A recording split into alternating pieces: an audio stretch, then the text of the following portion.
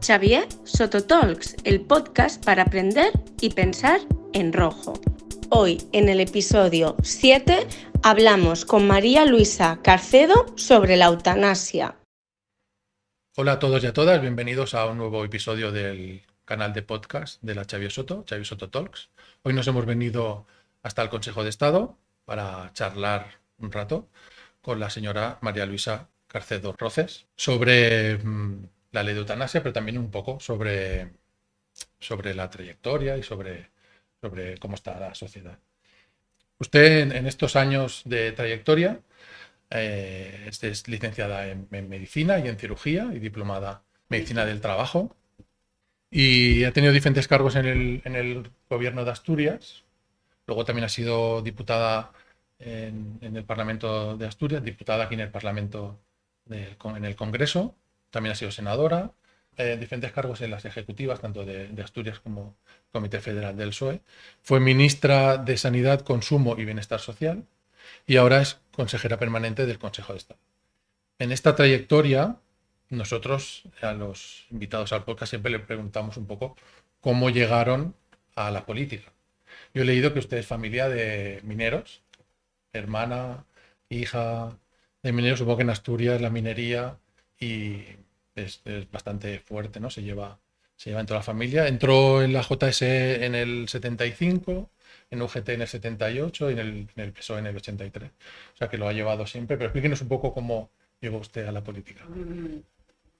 A la política llegué de forma natural. Es que no podía no llegar por mis circunstancias, ¿no? Eso de Ortega, de yo y mis circunstancias. Mis circunstancias, evidentemente, pues condicionaron que yo no podía ser de otra manera de la que soy. Claro. Es decir, tanto en el ambiente, del ambiente minero, en el corazón de la cuenca minera asturiana, como por mi padre, que mi padre era un veterano socialista, que participó en la Revolución del 34,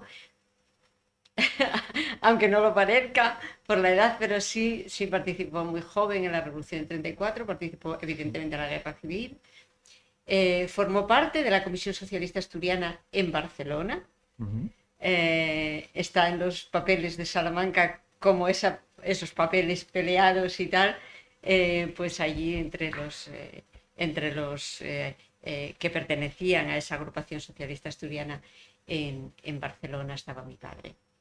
Por tanto, no podía ser no podía tener otra orientación ideológica y otro compromiso profundo con la justicia social y con la democracia y con el socialismo que no fuera el que tengo, ¿no? Por Claro. tanto, es de forma natural. Hay diferentes historiadores políticos que han dejado frases interesantes sobre lo que es la política. Algunos dicen o han dicho que la política es dar poder a la gente que no tiene poder o darle voz a la gente que no tiene voz. ¿Qué significa para usted la política o qué le ha servido en estos años estar en política o llegar al poder para poder cambiar las cosas? Es no mantenerte al margen de lo que suceda en la sociedad en la que vives, ¿no? Y tener instrumentos para poder orientarla según tu ideología, según la ideología nuestra, socialista, pues orientada básicamente a la justicia social, a la democracia, a las libertades expresadas mediante derechos individuales. Por tanto, este es un poco la síntesis de lo que te empuja a participar en política. Por tanto, ¿eso qué quiere decir? Que es el instrumento de los que no tienen nada. Depende para qué y depende qué proyecto político, ¿no? Nosotros lo decimos de nosotros mismos porque promovemos combatir las desigualdades de todo tipo y promovemos la justicia social y los derechos individuales, ¿no? Por tanto, sí estamos dando voz a toda la ciudadanía, pero sobre todo a los que están en la parte baja de la escala económica y social, ¿no? Porque no tienen el poder que tienen otros niveles económicos y otras capas sociales que tienen capacidad de influir en la sociedad. Los que no tienen esas capacidades, alguien los tiene que representar. Y si no existiera la política, estarían abandonados a su albur. Javier Soto, que fue un político catalán que falleció en el año 95, que da nombre a nuestra escuela, la escuela Xavier Soto, fue un político joven, fue diputado más joven aquí en el Congreso de los Diputados y fue también diputado joven en el Parlamento de Cataluña y reivindicó mucho la igualdad de oportunidades o generar oportunidades para los jóvenes. En aquella época, pues la falta de oportunidades para los jóvenes, pues había mucho paro, había delincuencia, había drogas, había diferentes consecuencias que los jóvenes de barrios humildes o de barrios pobres no tenían las mismas oportunidades que otros jóvenes, ¿no? Él reivindicaba mucho transformar la sociedad o transformar la realidad hacia una sociedad mejor, a una realidad mejor, ¿no? De la sociedad actual, ¿cómo ve usted la sociedad actual? ¿Qué le preocupa de la sociedad actual principalmente o mayoritariamente para que cada día se levante con ganas de seguir aportando a la causa pública, a transformar la sociedad, cosas que sigamos todavía teniendo pendiente de la sociedad?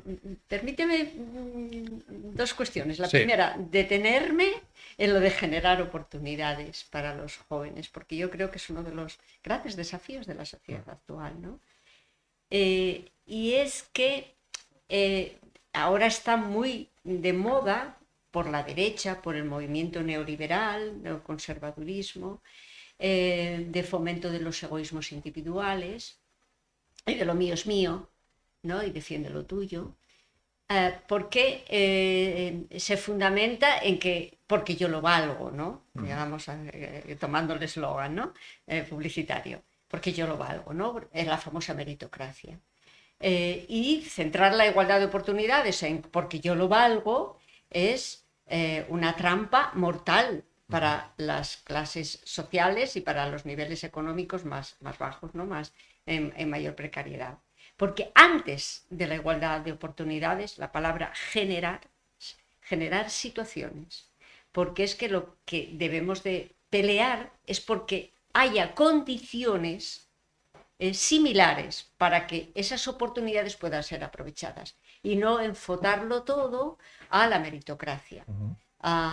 Yo tengo méritos y yo me valgo, pero claro, tú tienes méritos porque naces en un entorno cultural, económico, social, que te ha permitido aprovechar esas oportunidades.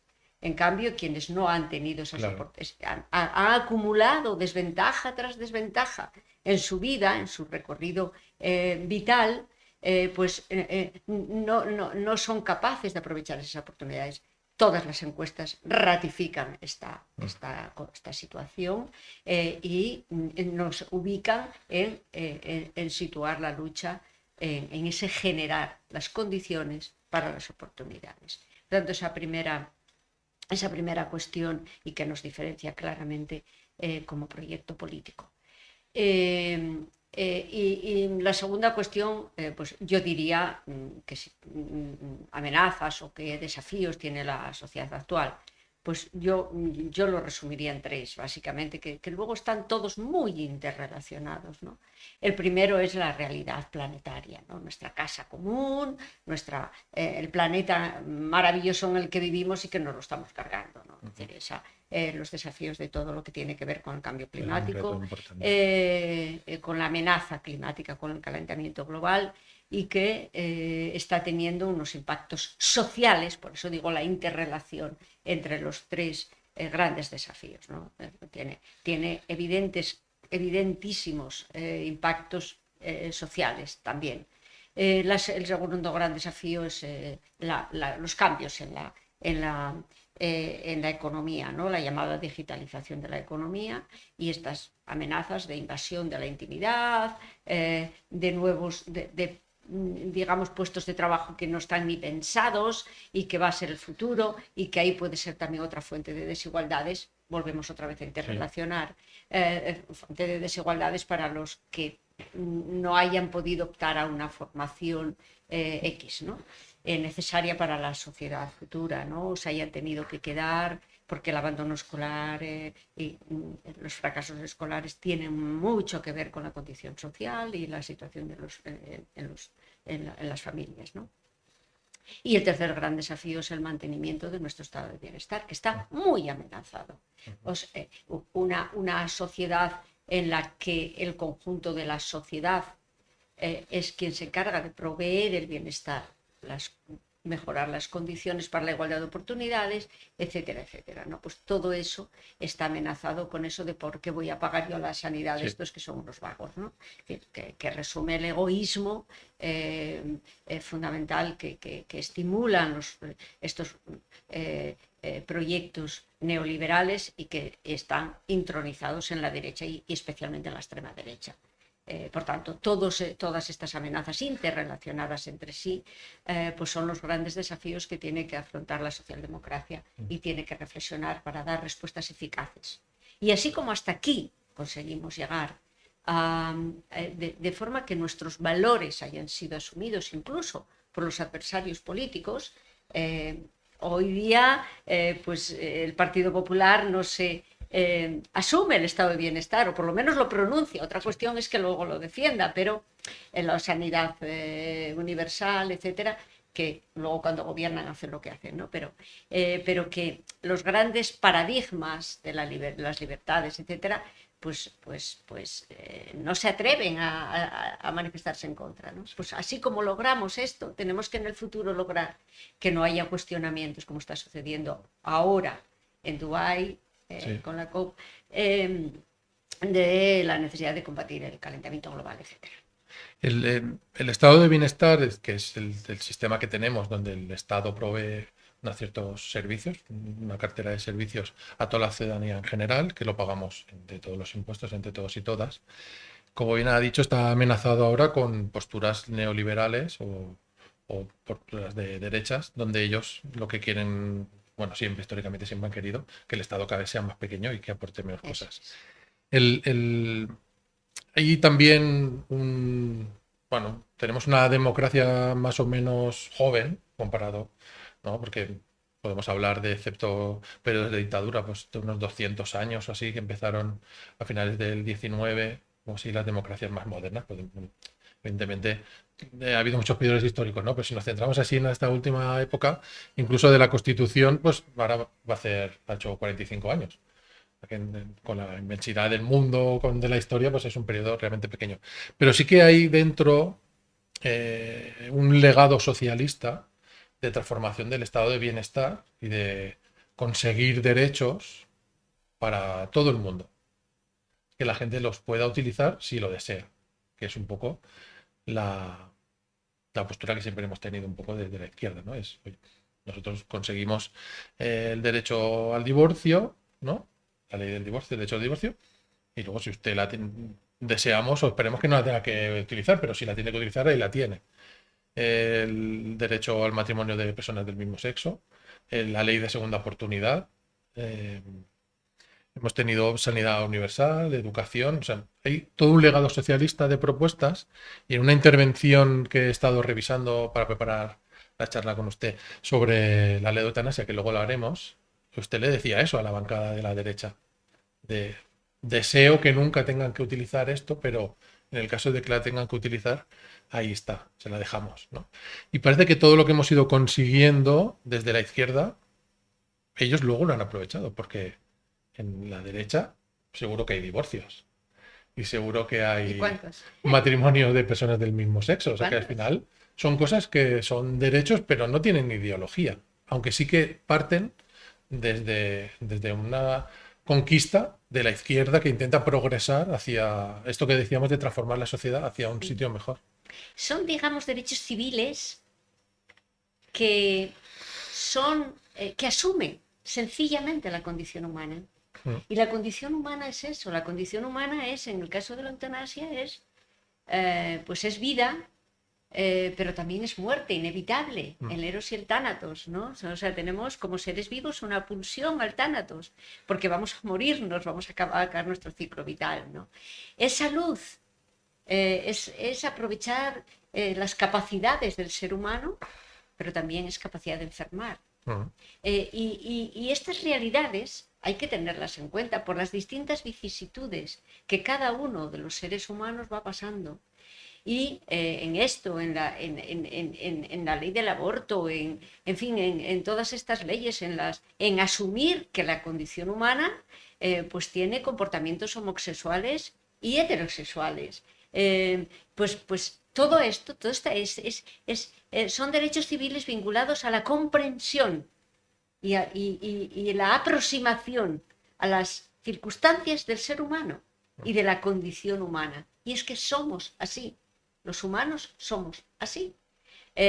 Y negar eso, pues claro, es una necedad por parte de la derecha, que ultramontana, pero que es que lo niega todo sistemáticamente. Siempre, sí. Si revisas, ahora asumen el Sistema Nacional de Salud, aunque luego, bueno, pues por detrás estén privatizando y todo lo de que conocemos, ¿no? Pero si repasas los diarios de sesiones de lo que dijeron cuando se hizo la Ley General de Sanidad o cuando se aprobó la Ley de Pensiones No Contributivas, etcétera, pues es que se acababa el mundo, como cuando se sube el salario mínimo interprofesional, se va a acabar el empleo en España, en fin. Pero eso es consustancial a su ideología. Pero yo resumiría estos derechos civiles en esa asunción de las condiciones del ser humano. Hay un concepto interesante que es el del contrato social, que viene de bastante antiguo, bueno, de Platón, luego Hobbes y finalmente Rousseau le da un poco de forma, que al final es verdad que el ser humano es libre, pero a la vez que vive en sociedad, pues cede una parte de su libertad para un bien común y recibir pues a cambio beneficios de estar en comunidad. El estado de bienestar no solamente se sustenta por la parte de económica o de presupuestos, también una parte de valores y de trabajo en comunidad que hace que el estado de bienestar continúe. Y en eso también entramos en la redistribución de la riqueza, porque al final estamos en una democracia, un sistema de capitalismo que es imperfecto y que de alguna manera se ha de redistribuir para que se sustente y continúe el estado de bienestar, ¿no? Y ahí también la derecha siempre está intentando recortar, intentando menguar toda la parte del Estado y toda la parte de los servicios para aportar menos, ¿no? Pero al final cada uno tiene que aportar la parte que le corresponde. Claro, claro. Permíteme, antes de hablar del estado de bienestar y de la capacidad de la distribución, hacer una postilla que tiene que ver con el contrato social.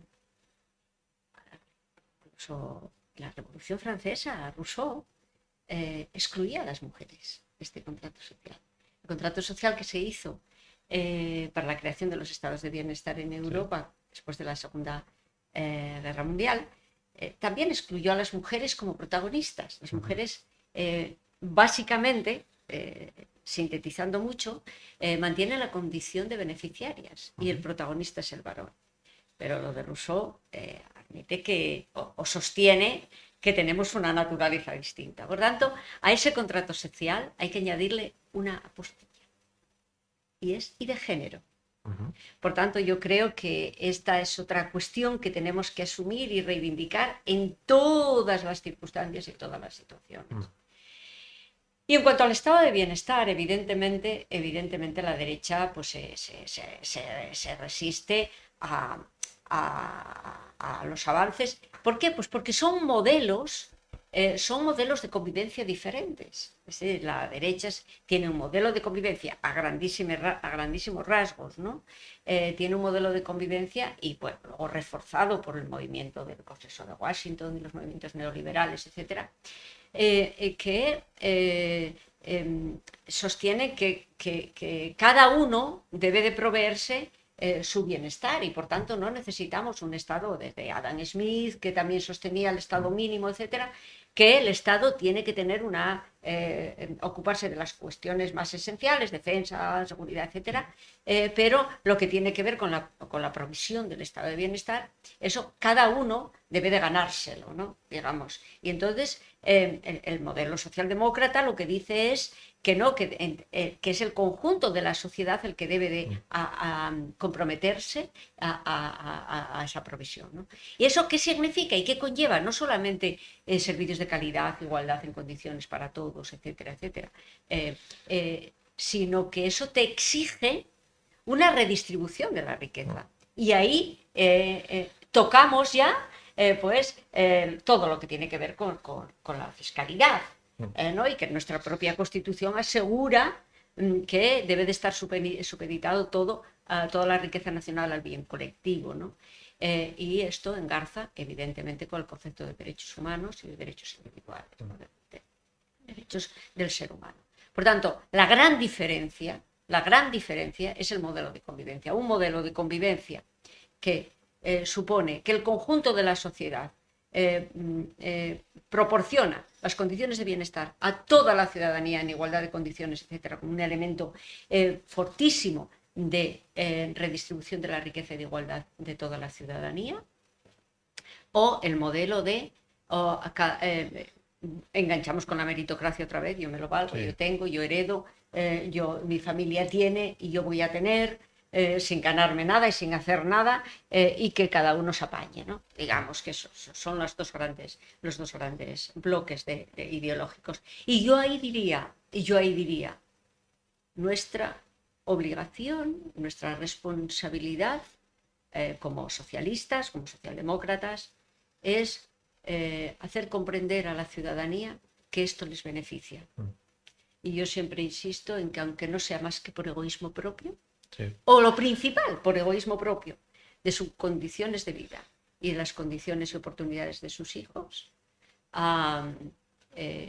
pues les conviene un modelo como el modelo social.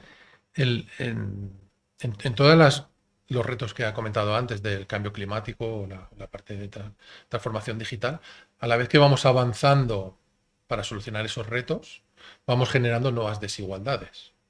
Porque todas las leyes de vehículo eléctrico, de placas solares o de generación tienen un coste económico que hay muchas familias que no lo pueden asumir. El tema de la transformación digital requiere también de una inversión que hay muchas familias que no. Entonces, vamos avanzando hacia una sociedad mejor, transformada en estos retos que ha comentado, pero por otro lado no podemos dejar la gente atrás, no podemos olvidarnos de la gente que se ha de ayudar. Y ahí entra un concepto interesante que es el de la equidad. Tenemos la igualdad, que es igualdad de oportunidades, igualdad de acceso para todos por igual, pero no todo el mundo necesita lo mismo. Y la equidad es una igualdad proporcional o acorde a lo que necesita. A lo que necesita cada persona, ¿no? Hay una imagen gráfica que corre por redes sociales que la igualdad es como una caja de... hay una valla y hay 3 personas de diferente altura y a cada uno le dan una caja. Entonces los 3 se suben en la caja y solo hay uno que puede mirar por encima de la valla. Y la equidad dice, no, a uno le doy una caja, a otro le doy 2 y a otro le doy 3 y los 3 pueden mirar por encima de la valla o coger, hay varias imágenes, ¿no? Entonces el concepto de estado de bienestar sin olvidarse de la gente que ha de seguir teniendo ayuda, ¿no? Este concepto de equidad para ayudar a la gente más necesitada. Ahí entramos en otro matiz del modelo de convivencia, ¿no? Y es el de justicia social y el combatir las desigualdades, ¿no? Estar muy pendientes y muy alertas de las desigualdades. Y ahí entramos en que un estado de bienestar completo debe de asegurarse uno de los pilares, que es el de la garantía de ingresos. O sea, tenemos que asegurar que toda la ciudadanía tenga garantía de ingresos. ¿Por qué el colectivo mayor de 65 años en nuestro país es el que menor riesgo de pobreza tiene? Porque a partir de los 65 tenemos garantía de ingresos, sí, asegurada. Sí. O bien una pensión contributiva, no contributiva, de viudedad, de lo que sea. Sí. ¿Qué pasa con los jóvenes? Pues que tenemos que también asegurarles esta situación. ¿Qué vino a suplir esta ausencia de recursos en algunas familias? O bien porque estén en situación de desempleo o porque no hayan tenido oportunidades de empleo, etcétera. Porque hay colectivos que tienen una situación muy marginal. Pues el ingreso mínimo vital. El ingreso mínimo vital vino a suplir esa garantía de ingresos, que habrá que perfeccionarlo y habrá que trabajarlo más, especialmente en el caso de los jóvenes, porque hay una enorme diferencia entre los jóvenes que nacen en familias con capacidad económica, ya no digo que sean ricos, pero que tengan unas grandes empresas, sino pues que tengan clase media asegurada, ¿no? Pues que pueden iniciar su ciclo vital, su carrera vital como personas con un respaldo. ¿Qué pasa con quienes no tienen ningún respaldo? Entonces, digamos, un patrimonio mínimo de vida, ¿no? Por eso es tan importante combatir esta corriente de la derecha muy, muy asumida y consiguieron vestirla y adornarla muy fácil para que penetre muy fácil en la gente, es combatir el impuesto de sucesiones y de donaciones, ¿no? Porque el impuesto de sucesiones supone que evidentemente tú vas a heredar, vas a tener unas condiciones de arranque de vida favorables, pero esto no puede ser totalmente gratis, ¿no? Y entonces tendremos que destinar a las personas que no tienen nada y que arrancan su vida en unas condiciones de desigualdad tremendas, ¿no? Lo que hablábamos antes. Por tanto, yo creo que son aspectos en los que nosotros somos digamos, el pensamiento político, el proyecto político, que tiene que poner el foco en estas situaciones de desigualdades reales o potenciales y diseñar políticas públicas eficaces para evitarlo. Y en eso estamos.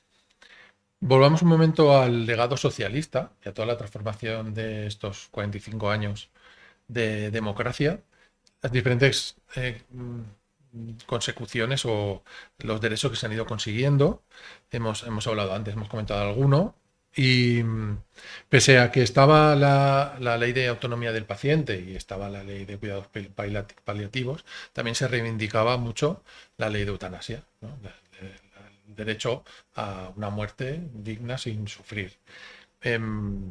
Finalmente, después de 3 debates o de 3 intentos de aprobación de la ley, que hubo legislaturas por medio que no acabaron el debate, se consiguió aprobar justo hace ahora pues unos 2 años y medio más o menos, ¿no?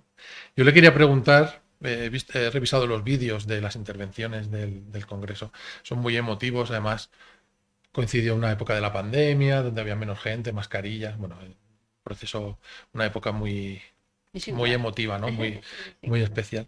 Le quería preguntar cómo fue el debate entre la parte de bioética y la parte del derecho, ¿no? Cómo combinar o compaginar pues los diferentes derechos de las personas, de los médicos, de las familias, todo en una ley que recoja, que al final sea sea la garantía de que la persona es la que decide. Claro, ¿no? Claro. Son básicamente 3 hitos muy importantes. El primer gran hito importante es que la relación sanitaria entre el paciente o la persona y los profesionales, básicamente los médicos, se introduce un cambio auspiciado por Naciones Unidas, por la Organización Mundial de la Salud, etcétera, pero que fue asumido en general y aquí se plasmó en la Ley de Autonomía del Paciente, en la que las personas tienen voz. No es lo que le diga el médico que tiene que hacer. Y a eso generó muchísimos abusos de encarnizamiento terapéutico, de prolongación de la vida innecesariamente, con grandes sufrimientos por parte de las personas. Entonces, esta ley de autonomía del paciente incorpora esa faceta, ¿no? ese matiz, y que es una pieza importantísima que la ley de eutanasia viene a complementar. El segundo aspecto importante es que, claro, la ley de autonomía del paciente se detiene ahí, no profundiza en los derechos de la persona, que va más allá de decidir qué tratamiento o en qué momento no quiere que le den más tratamiento, sino una actitud más proactiva hacia acabar con la propia vida, que es lo que significa la ley de eutanasia, ¿no? Y aquí yo diría 2 cosas. La primera, la ley de eutanasia define con claridad en qué circunstancias una persona puede solicitar acabar con su propia vida y Ojo, es la única voz autorizada para hacer esta solicitud. Nadie puede sustituirla, ni abogados, ni familiares, ascendientes, descendientes, amigos, compañeros, lo que sea. O sea, nadie puede sustituir la voluntad de la persona, únicamente la persona.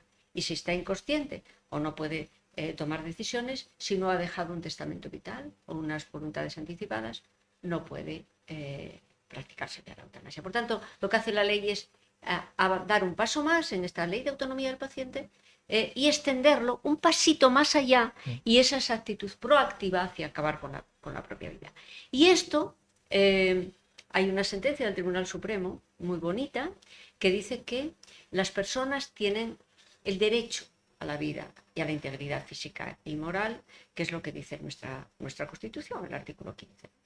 Pero no tiene el deber individual de conservar la vida. Por tanto, esto fue una sentencia muy importante también para luego que el Tribunal Constitucional ratificara la ley de eutanasia. Y el tercer aspecto que la ley de eutanasia incorpora, y es que el ayudar a una persona a morir estaba penalizado, sancionado en nuestro Código Penal. Y lo que hace es suprimir eso, suprimir esa sanción.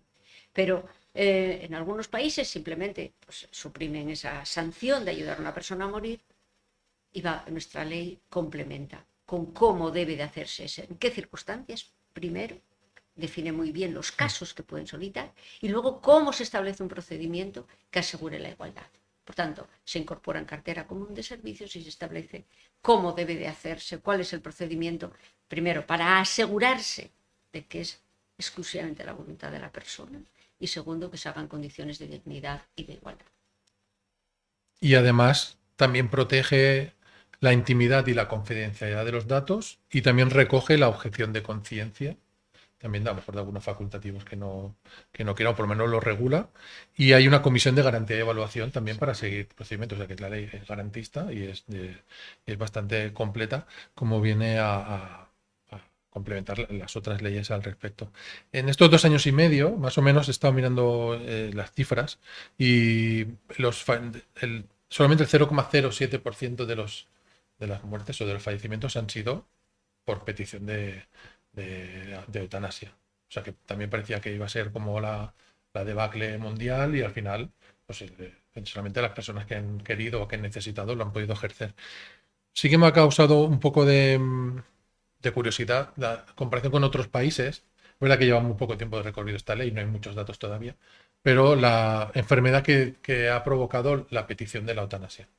En el caso de Bélgica, Canadá y Países Bajos, la mayoría es personas con cáncer, y en cambio aquí hay más tipo de enfermedades neurodegenerativas. Hay un poco de todo y no tanto como cáncer, ¿no? En cualquier caso, es una ley que está allí, que es un recurso más que está dentro de la cartera del Servicio Público de Sanidad, ¿no? De Sanidad Universal, que tú puedes ejercer, ¿no? Y es muy emotiva las menciones que hacía usted en la comparecencia, ¿no? De casos de gente que salió del anonimato para apoyar y favorecer el debate después de muchísimos años, muchas familias, muchísimos años esperando que esto fuese, ¿no? Porque ver a una persona sufrir sin poder ayudar con el riesgo penal que te podía caer, ¿no? Supongo que es una gran satisfacción esta aportación. Yo lo resumía el día que aprobamos la ley, en que el Congreso de los Diputados, sede de la soberanía popular, cogió el testigo. Cogió el testigo que llevaron hasta las puertas del Congreso, arropado con 1 millón de firmas, a personas comprometidas con este derecho, porque en muchos casos habían sufrido en su entorno familiar los enormes sufrimientos y lo que les costó en dolor, sufrimiento de todo tipo, disconfort de todo tipo, penalidades de todo tipo a sus familiares. Y querían evitar que otras personas sufrieran esto. Esta generosidad de estos familiares que se pusieron manos a la obra y nos llevaron a las puertas del Congreso, esta necesidad, hay que agradecérselo eternamente. Por eso yo hice mención y dije que lo que hacíamos era recoger ese testigo. No obstante, la ciudadanía opina, hay un porcentaje mayor de la ciudadanía que opina, o que está a favor de la regulación de la eutanasia, que por los porcentajes de apoyo que tuvo en el Congreso de los Diputados. Esto parece curioso, pero es así. Según las encuestas, es cierto. Es así. Hay una frase que escuché una vez que decía que una nueva ley o un nuevo derecho o una nueva oportunidad es un sueño de un militante que tuvo una vez y que perseveró y al final se convirtió en un nuevo derecho, en una nueva ley, una nueva oportunidad. Es una frase que me gusta mucho. No recuerdo quién, la tendré que buscar, pero una vez escuché esto, ¿no? Que al final, pues seguramente un militante o una persona soñó un día que esto podía ser posible y finalmente en 2021 fue posible. Y muchas gracias a vosotros por atender. No olvidéis suscribiros al canal y tendréis muchos más vídeos sobre muchos más temas que iremos conversando con compañeros y compañeras de diferentes responsabilidades, diferentes autonomías y todo. Muchas gracias a vosotros por vuestra atención y muchas gracias. Muchas gracias a vosotros por permitirme aquí estas disquisiciones y estas frases que intento sintetizar nuestro proyecto político y el porqué y por qué la sociedad nos necesita. Muchas gracias. Gracias a vosotros. Recuerda que puedes seguirnos en Instagram, YouTube, Spotify, iVoox y Apple Podcasts.